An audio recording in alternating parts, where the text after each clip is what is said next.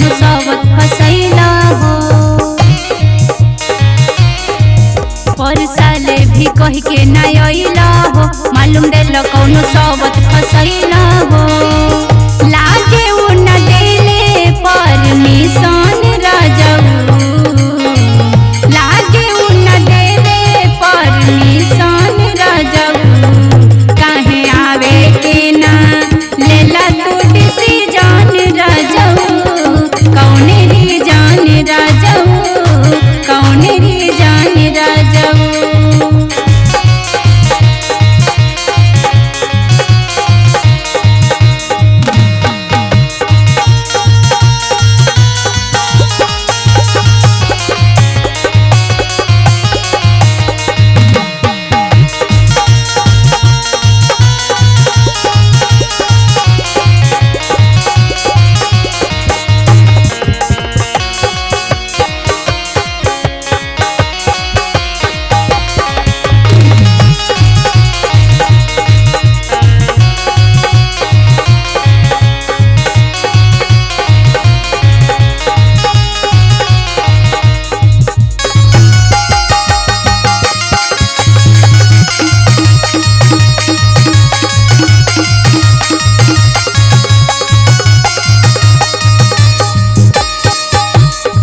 तोहरा बिना मुश्किल जीना, मान हमारी बात हो। बिरही बना के घर में छोड़ला, चाहिला हम तोहर साथ हो।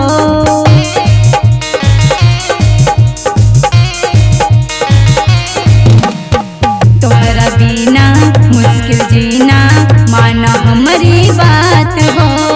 बिरही बना के घर में छोड़ला, चाहिला हम तोहर साथ हो।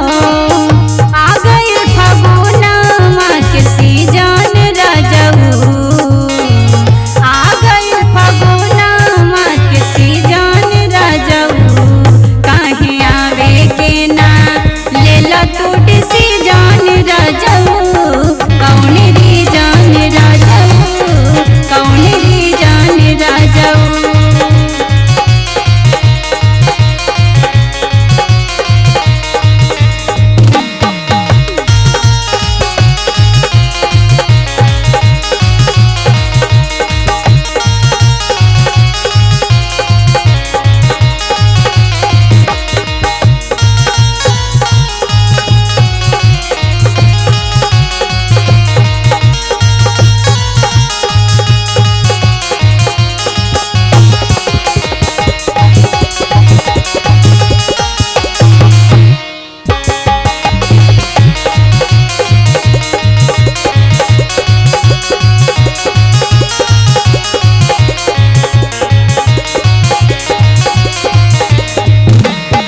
जल्दी आजा घरवा राजा, ना तो हम चल जाइब हो। असो के होली मनीष देवर संग जम के खूब मनाइब हो।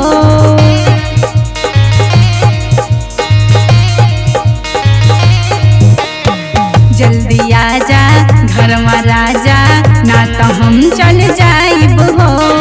असो के होली मनीष देवर संग जम के खूब मनाइब हो। रवि